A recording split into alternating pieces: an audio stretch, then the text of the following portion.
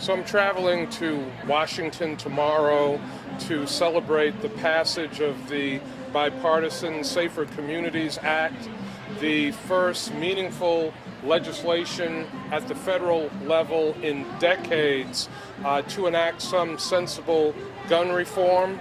It is an important step forward in the fight to protect our communities, not only here in Buffalo, but all across the country, from irresponsible individuals, from individuals that should not be in possession of guns, from people who use guns for illegal and for dangerous purposes to harm others. So I'm honored to have been invited by the White House to celebrate this piece of important legislation. Mayor, is anybody else from Buffalo attending, do you know? Yes, Jerome Bridges, who is a Tops supermarket employee. Jerome was in the store when the 5/14 shooting occurred. He is a hero. He was able to get people into a back storage room and shield them from the gunman. Some of the families of the victims will also be attending, and we will be representing Buffalo in Washington, making sure that what happened here in our community doesn't fade from people's memories, that the Buffalo 10, the innocent, precious people who lost their lives in this shooting, are remembered. What does this legislation do exactly? It makes it more difficult for people with mental health issues to get guns. It strengthens the background checks, which is important. It is an important step forward. I would have liked to have seen more done. The use of weapons of war needs to be stopped. We've seen with all of these mass shootings since Buffalo's occurred May 14th that AR-15s and other weapons that are used for war have been used in those mass shootings.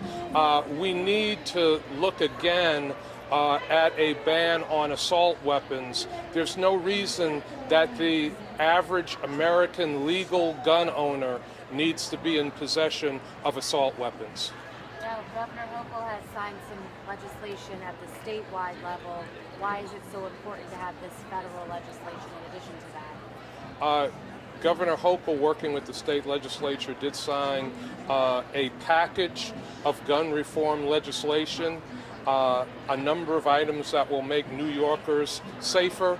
But this is not just a New York problem. This is a national problem, and we need uniform gun reform legislation that covers the entire nation, because oftentimes we see here in Buffalo and in Rochester and in New York City guns coming from other places in the country into our community used to hurt New Yorkers. So we need national legislation. That's why it's important to celebrate this Bipartisan Safer Communities Act legislation and continue to encourage the lawmakers in Washington to pass other meaningful gun reform legislation.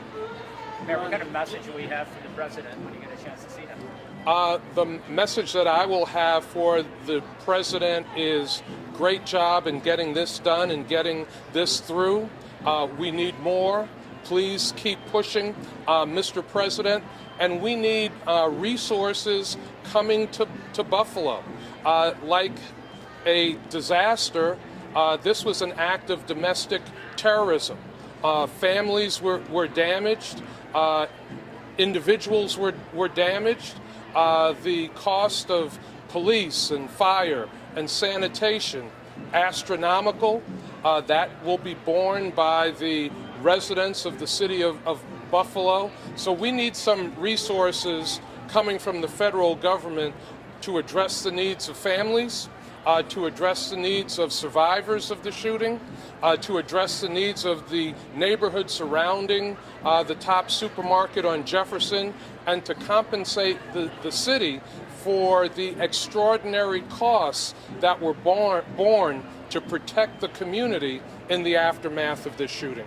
Has the city explored any FEMA grant opportunities already in that? The city is looking at every funding opportunity available at the federal level and at the state level. And this is not just about city costs, this is about the human costs. This is about the cost to the families that lost 10 family members.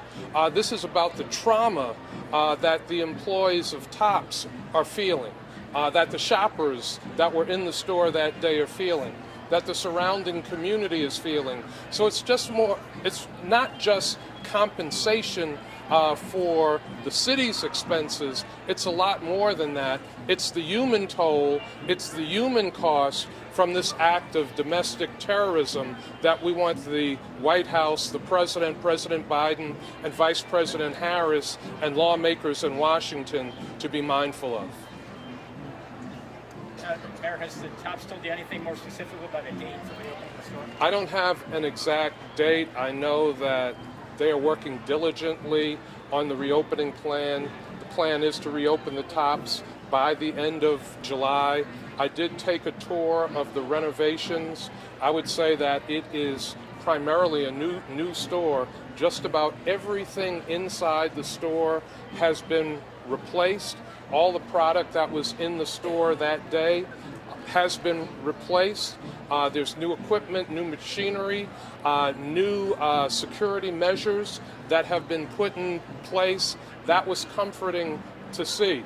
As someone that periodically, not frequently, but that periodically uses the store and has family members that use the store, I felt a sense of trepidation going back into the store myself. But when you go in the store, it looks like a completely new store. It looks like a completely different place on the inside, and it will look dramatically different on the outside as well. Those aesthetics calmed any trepidation that you had? What I was able to see calmed the concerns that I had. I think Tops spent a lot of time listening to the families of the 10 innocent victims, listening to their employees, and listening to the surrounding community. Thousands of people use that store, shop at that store. So I did feel a sense of comfort after I took the tour and saw all the changes, all the things that have been made different, the new things that have been installed, and the extraordinary security measures that have been put in place.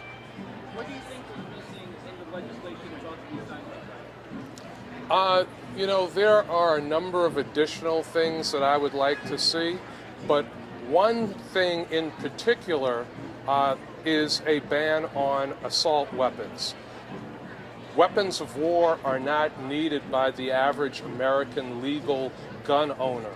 There is no reason for average Americans to have guns that you use when you go to war.